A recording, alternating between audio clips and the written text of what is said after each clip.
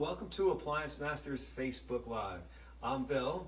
Thanks for joining us. And before we get started, please remember that if you like this video, please like or share it down below. And if you go to ApplianceMaster.com, you can find our phone number there, 800-752-7123.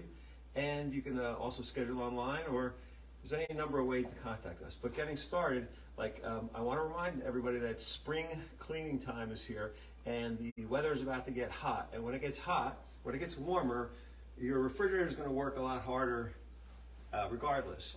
But during spring cleaning, everybody has junk that falls behind their refrigerator, present company included. We have, whether it's takeout menus, opened mail, all kinds of stuff.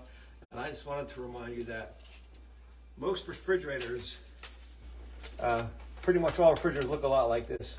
And it doesn't take much for dirt, dog hair, little silly piece of paper to get into your condenser fan. Look, I just stopped it. That happens, and then you're done. Your refrigerator is not going to work. So let me see if I can get this back started again. I don't know. Oh, I better call Appliance Master. There it goes.